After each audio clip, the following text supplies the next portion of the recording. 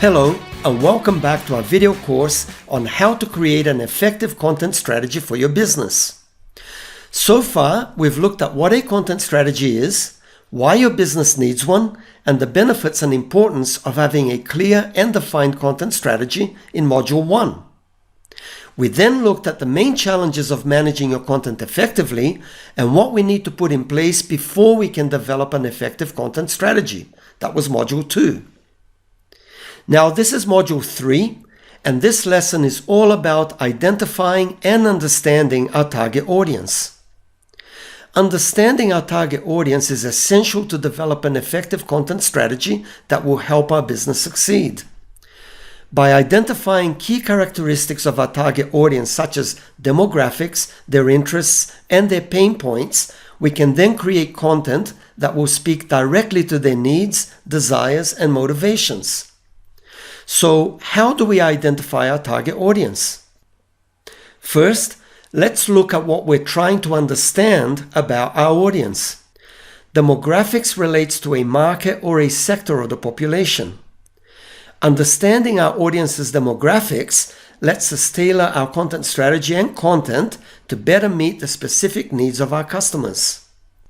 Demographics relates to attributes like age, gender, income, education, occupation, geographical location, maybe even their family structure or lifestyle if that's important, and psychographics. Psychographics is similar to demographics, but it deals with attributes that are harder to observe, such as mental and emotional characteristics and motives, whereas demographics are more visible and easier to determine. So things like your audience's values, beliefs, and attitudes are psychographic attributes, whereas age, income, and occupation are demographics. Now, the next set of information that we want to identify relates to our target audience's interests and hobbies. Understanding our target audience's interests and hobbies can help us create messaging and advertising content that will fit their preferences and resonate with our audience, keep them engaged longer with our business or website, and create a more personalized approach that will help to increase our chances of attracting new customers and retaining existing ones. To identify the interests and hobbies of our audience, we need to know things like what do they like to do in their free time? What are they interested in learning more about?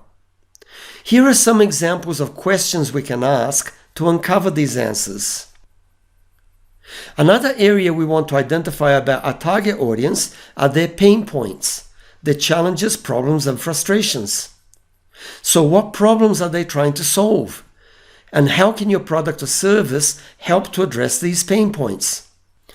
Now, how do we gather data about our target audience's demographics, interests, and pain points? If you visit the page listed on the screen, you'll find more detailed information about each of these sources with links to tools and resources that you can use to gather this data.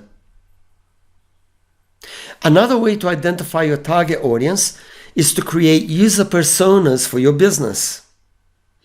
A user persona is a fictional representation of your ideal customer.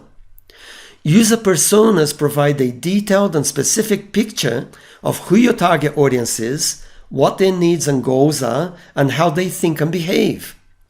You create a user persona from the data and research gathered about your target audience. And these allow you to address your ideal customer when creating your content. And there are a number of free user persona online generators that you can use to create user personas. Visit the URL on the screen for a list of free tools you can use. The other important area that will help you identify your target audience and their needs is understanding your customer's buyer journey.